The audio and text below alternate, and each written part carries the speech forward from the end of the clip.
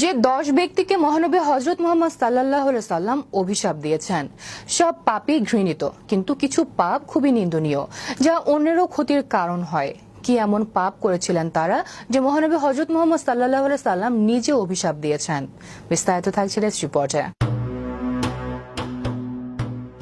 সব পাপই ঘৃণিত, কিন্তু কিছু পাপ খুবই নিন্দনীয়, যা অন্যেরও ক্ষতির কারণ হয়।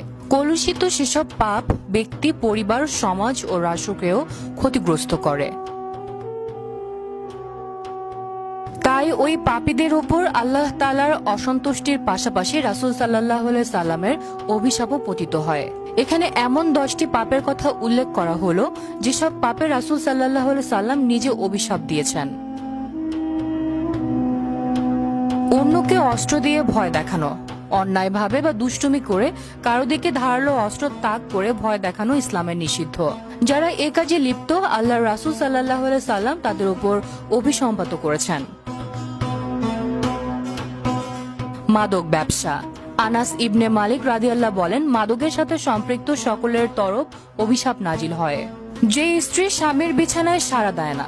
আবু হুরায়রা রাদিয়াল্লাহু সাল্লাম বলেন, আল্লাহর রাসূল সাল্লাল্লাহু আলাইহি সাল্লাম বলেছেন, কোন লোক যদি নিজ স্ত্রীকে নিজ বিছানায় আসতে ডাকে আর সে কোনো ওজর ছাড়া তা অস্বীকার করে, তার উপর অভিশাপ বর্ষিত হয়। তালাক দেওয়ার উদ্দেশ্যে বিবাহ করা। আমিরুল মুমিনিন আলী রাদিয়াল্লাহু সাল্লাম থেকে এ প্রসঙ্গে একটি হাদিস বর্ণিত হয়েছে। তিনি বলেন, নবী সাল্লাল্লাহু আলাইহি সাল্লাম বলেছেন, যে ব্যক্তি তালাক দেওয়ার উদ্দেশ্যে বিবাহ করে তাদের উপর অভিশাপ বর্ষিত হয়। পবিত্র মদিনায় পাপ কাজ করা। তাবেঈন আসিম রাদিয়াল্লাহু সাল্লাম থেকে বলেন, আমি আনাস ইবনে মালিক রাদিয়াল্লাহুকে জিজ্ঞাসা করলাম, রাসূল সাল্লাল্লাহু আলাইহি সাল্লাম কি মদিনাকে হারাম করেছেন? তিনি বলেন, হ্যাঁ, এখান থেকে ওখানের মধ্যবর্তী স্থান।